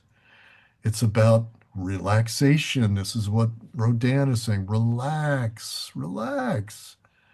Why would you relax if there wasn't a prime creator there to hold you up? So this does get to beliefs, doesn't it? So listen, folks, beliefs are needed here. Because if you don't believe in a God who loves you and sustains you and gives you eternal life, why should you relax? There's no good reason really, and that's really the modern mind. It's like I've got to scurry around and make money and invest in buy a house, and I've got to work two jobs, and I've got to because then I'll be dead, and then what? But the Christian or the believer believes in an eternal life no matter what. So then you should relax and let this energy come through you without contracting your body and your mind. So thank you, Valir. And here's a ratification of this going back to the Eastern Orthodox mysticism. This is one of the great writers, and I'll just read this myself. This is the word hesychia, again, means stillness. Is very great action in invisibility and silence. The person is in repose and stillness in order to speak with God, in order to allow himself freedom and to receive God. Most illnesses originate from the elaboration of thoughts, that is, from the impurity of the nous, N-O-U-S means the spiritual mind, spiritual intellect, and the heart. This demonstrates the great value of noetic hesychia. It offers the indispensable conditions for loving one's brothers dispassionately, requiring selfless love. So I want to end on this note, which is this, that originally I was going to talk about the discerning God's will, doing good to others, loving your enemies, asking for repentance, going into sort of interfaith work, all these good things you can do, living the golden rule. Here's the golden rule in all the religions on the slide. And I realized I had to think backward because really to conclude this, I think we're being told from many directions that the way forward in our spiritual lives is not putting morality first, but it's putting the practice first. This is entering into the kingdom first, and then all things will be added unto you. So it's really a question of how efficiently and effectively you enter in. Why? Because when you're in that place, you will automatically serve. You will automatically find ways to serve your fellows. And that's taught in all the religions, really. In Buddhism, it's very exactly the same. It says you manifest the paramitas, which are the virtues, only if you're a meditator. The rest of it is conjuring. So I guess I want to end by saying that the fact that we have extraterrestrials telling us this is a new wave here of teaching that ratifies certain tendencies, and it seems to say that advanced worlds, advanced planets, all have practices that are pretty much the same, according to at least this one source. That it and it's a unifying consciousness. When you unify your awareness in this non-dual way, guess what? You open a field, there's a field effect of love. And the love is something everyone bathes in. The field effect of love and truth is how you do the gospel of Jesus, because it's the brotherhood, the sisterhood of mankind depends on you entering into the kingdom and amplifying the frequency of the field, which is what the ETs keep saying over and over and over again. Frequency is the same thing as grace, basically. I want to add on one more thing and then open up to discussion, which is the extraterrestrials in this Galactic Federation of Light state that this is a moment of revelation. It's divine revelation. This is like a new Pentecost in my interpretation, and they are contributing something to us that we can't do easily, which is they are turning up the frequency. But it's co-creative because as we turn our frequency up, they respond. It's co-creative, right? And they only could do this recently because enough of us are in the field, so to speak. We've created the field through our faith, and especially at times like this, you can feel it. So the ETs are saying, "All right, well done, students. Now we're going to add to that." So that's what they say, the myth of Three-Eye Atlas is this vehicle that's amplifying the frequency of the universe. We can't prove it, we can't disprove it, but something is happening. And the reason they're going at it now is that it's time for this new epic to start, which starts with disclosure. It starts with technologies that have been hidden from us. It starts from showing the corruption that's pervasive on the planet. That's got to end. Genocides have to end. These things have to come to a close, or else we're going to self-destruct. So that's why this is your invitation. That's why I started this thing in the first place, Union of Souls Substack. Thank you for being on there. Thank you for being paid subscribers, most of you. And then I went further and started one for non-Urantia people, Exo Realities, which is actually more fun for me. And just trying to, my contribution, to building the field of love and truth. So everybody, thank you so much for coming. And now we're open to, I think we got about 7 minutes. I wanted to stop in about 7 minutes and want to take your comments and questions. Thank you. I think, was that you, Judy? Did I lose you? Alfred, why don't you go? I see you got your hand up. Yeah. Thank you very much. Can you hear me? Yes, we can. Oh, great. Yeah, I just wanted to say, in the spirit of the extraterrestrials, I was very surprised, and I'm still trying to process what I've been doing for the past number of months. I've been co-writing a book with Dr. Raymond Keller, who has been designated the official historian of Venus. And he was so designated by the democratically elected leader of Venus, which is a matriarchal society, and she is the queen of Venus. Okay. And this book will be coming out at the beginning of next year. Wow. of 2026. Is called Exopolitics and the Advanced Civilization on Venus. And I want to offer to everyone here a free Zoom that I'll just do a PowerPoint with its summaries, and I'll send the invitation to Byron since I don't have your email addresses to do as he says. But I wanted to mention one thing that I'm still struggling with, which is relevant to our discussion tonight, because I'm a longtime reader of the Urantia book. Yes, sir. And it's this. Venus is an ascended planet Yeah. And they're at the fifth and sixth dimension. Earth Right. is at the third dimension. Yeah. In Venus, Jesus Christ is an ascended master, Right.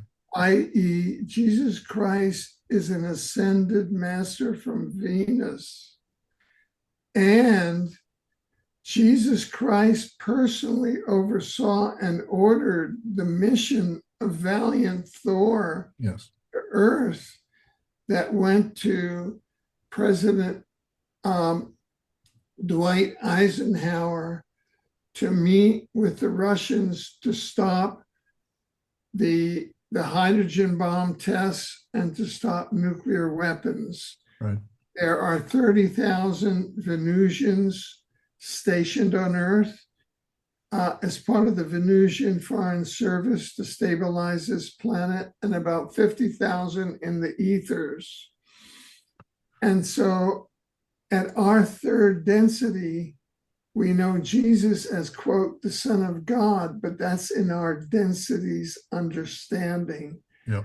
And so in this new book, we share that and we try to understand that. So I'm just trying to say that there's a lot of dimensional understandings and new knowledge and new realities about the source of Jesus, who may be a Venusian. Thank you very much. Thank you, Alfred. And if you folks don't know, Alfred has a long-running podcast with so many important people that he's interviewed over many years on these kinds of subjects. Going back, 20 years, Alfred? So Alfred has been a pioneer in the whole concept of exopolitics. He coined the term in the first place. So thank you, Alfred. I look forward to seeing the book. And personally, I noticed that the paper 49 of the Rancher book says that there are planets that have not a very good atmosphere. They have an atmosphere, but it's not breathable like ours. So those become what they call super breather planets. And I believe Venus absolutely is one of those kind of planets. And those planets can have inhabited, so we say that there's no way you could have life on a planet like Venus, but the Urantia book actually tells us since 1955 there are such planets that can be peopled and have life. So that's probably Venus. And uh, most of us know the story of Valiant. What's his name? I'm sorry, Valiant Thor. Yes. Who there's pretty good evidence that this Venetian guy, he looks like us, was here in the late 50s, early 60s. So thank you for that. Anybody have comments on that?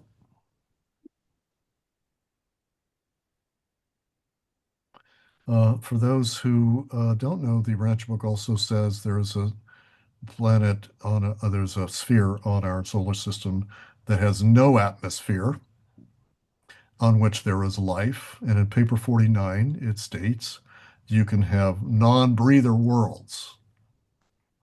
They do not need oxygen. They live off sunlight and other things.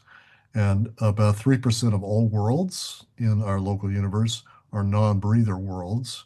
And we've been having a debate for years. Which one is it? Some think it's a moon of Saturn. I think it's Ganymede. And others have said other things. In fact, Mars, but Mars is kind of in between. So that's important. But thank you for bringing all that up.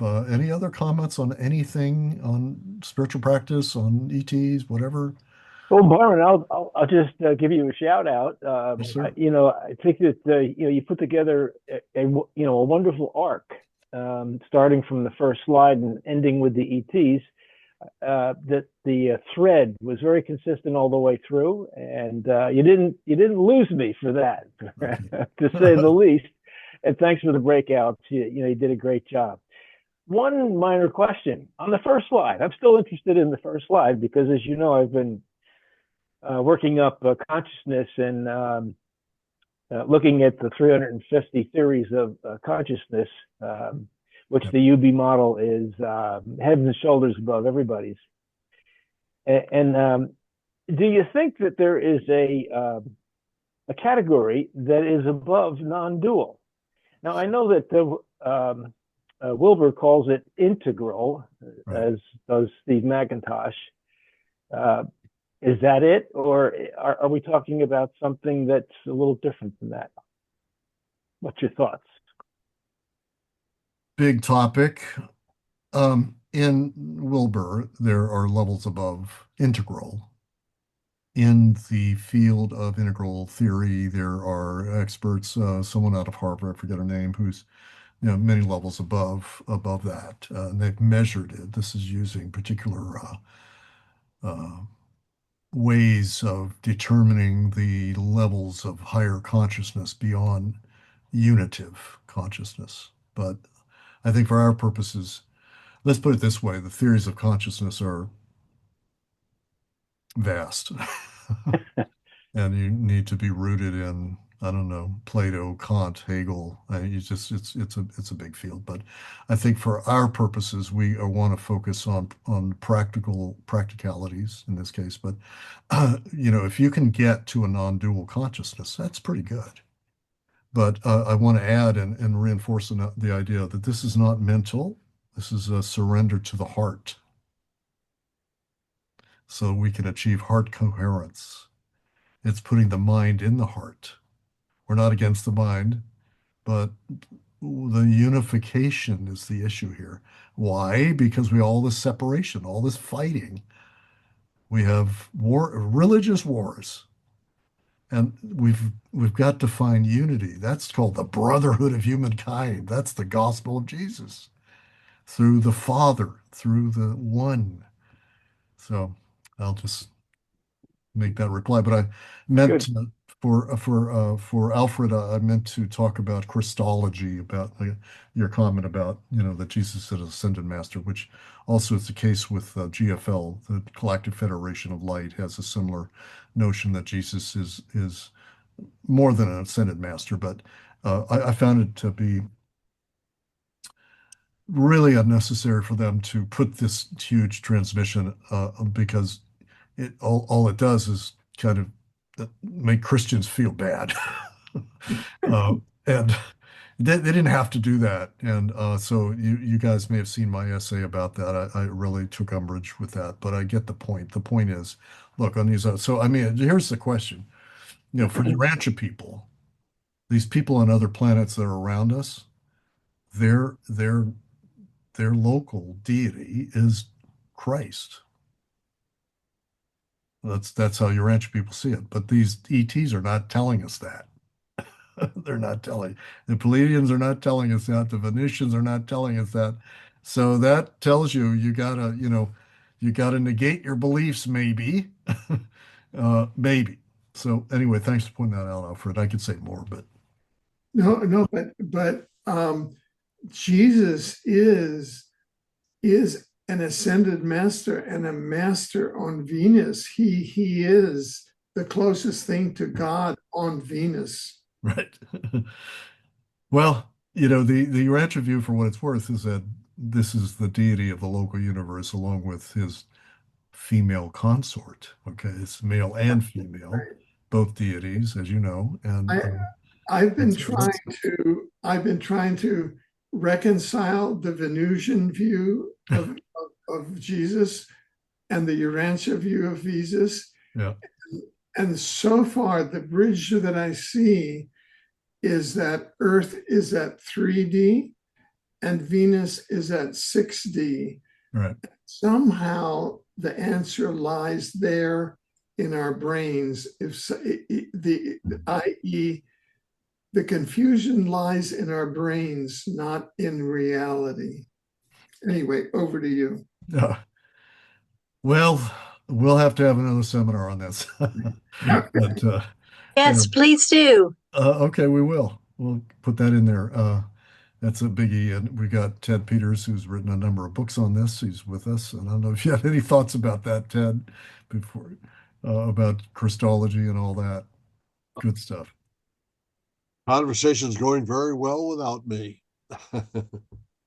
Thanks. Okay, thank you.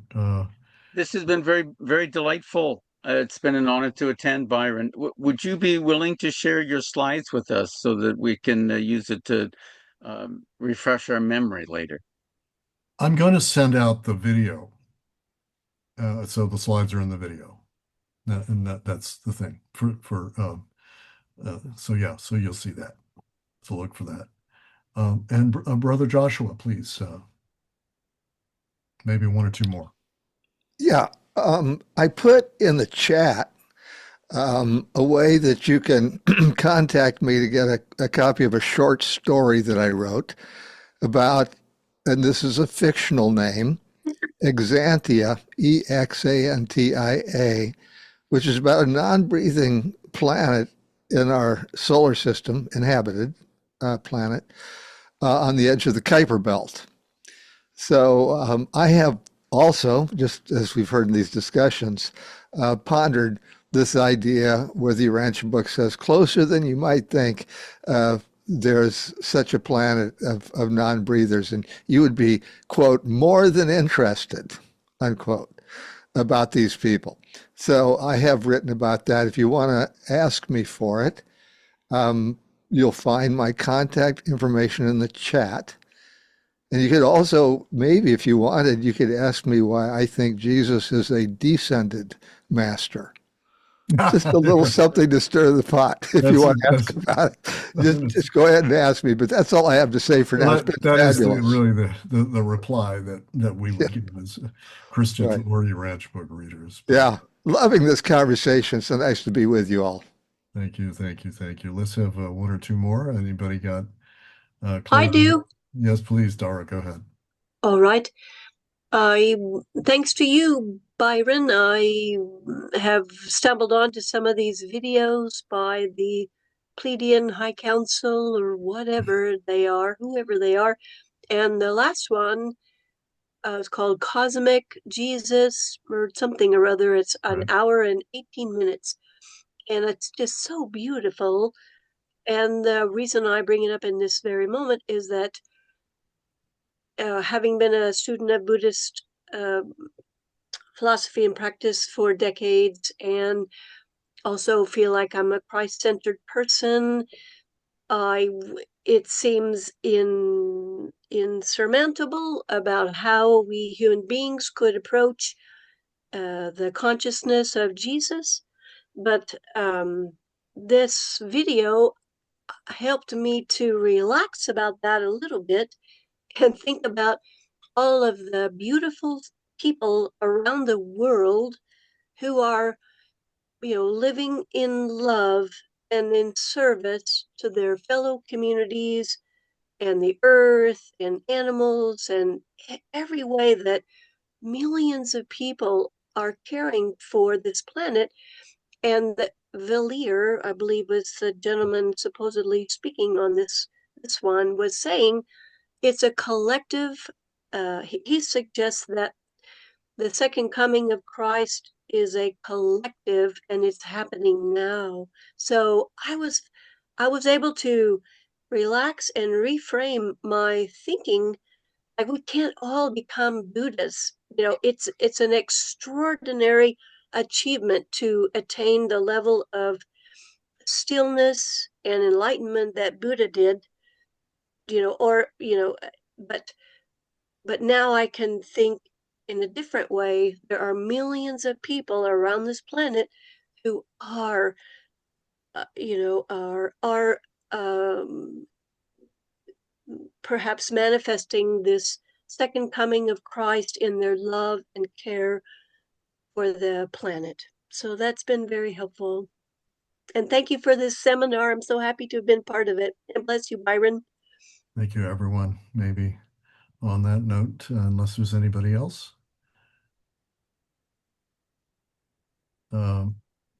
Thank you so much, folks. Oh, one more. Mark, go ahead, please.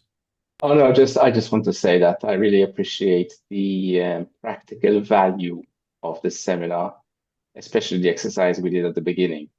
That has been very enlightening for me in terms of witnessing of thoughts. Yes. That's very valuable. Thank you. Thank you. I hope you do a lot of it. So I do have this kind of closing thought, which is that the stages of the gospel in the Urantia book are relevant here because there's, let me just put it briefly, that the next phase is paper 170. Next phase is the brotherhood of the local universe, not just the planet. That means the extraterrestrials, it means, and angels, they're going to be part of the next phase. And so as we go into Christmas, just thank your angels and these present extraterrestrials and know that I'm going to keep covering this. So please send me any suggestions for what you'd like to do in 2026. I'm going to do a lot of these, or speakers you'd like to have on as well. Anyway, everybody, thank you again, and God bless you. Merry Christmas to you all. Bye bye, Thanks, Ren. Byron. Bye-bye. Thank you.